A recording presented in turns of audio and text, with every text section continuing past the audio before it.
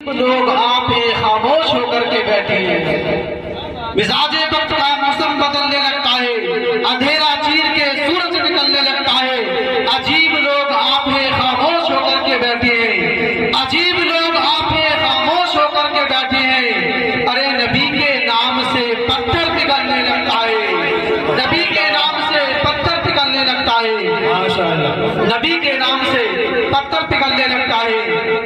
دیکھیے حضرات، ہندوستان کا وہ بہترین خطیب ہندوستان اسٹیج پر جلوہ افروز ہو گئے ہیں، کچھ ہی دیر میں آپ کی سماعتوں کے حوالے کر دیا جائے گا۔ آپ حضرات کے آنے سے پہلا مہر بنا دیجئے اور اپنے دونوں ہاتھوں کو فضا میں لے کر کے کہیے سبحان اللہ۔ ایک بار اور دونوں کو ہاتھوں کو اٹھا کر کے یہ کھیتیاں نہیں ہوتی، ان کے گھروں میں جنت کی کھیتیاں نہیں ہوتی، جن کے گھر کے آنگن میں بیٹیاں نہیں ہوتی، ان کے گھر میں جنت کی کھیتیاں نہیں ہوتی، جن کے گھر کے آنگن میں بیٹیاں نہیں ہوتی۔ اور میرے گھر کی ملکہ بھی پکاتی ہے روٹیاں، میرے گھر کی ملکہ بھی پکاتی ہے روٹیاں، ماں کے ہاتھ کی جیسی روٹیاں نہیں ہوتی، ماں کے ہاتھ کی جیسی روٹیاں نہیں ہوتی۔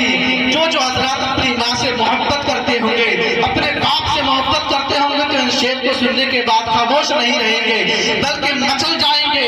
دیکھتا ہوں کتنے لوگ اپنے ماں باپ سے محبت کرتے ہیں کہ ان کے گھر میں جنت کی کھیتیاں نہیں ہوتی، ان کے گھر میں جنت کی کھیتیاں نہیں ہوتی، جن کے گھر کے آنگن میں بیٹیاں نہیں ہوتی۔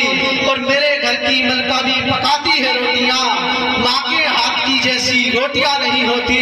اور دل میں نفرت لبوں پہ بددعا ہوتی نہیں، دل میں نفرت اور لبوں پہ بددعا ہوتی نہیں، سب خفا ہو جائیں لیکن ماں خفا ہوتی نہیں۔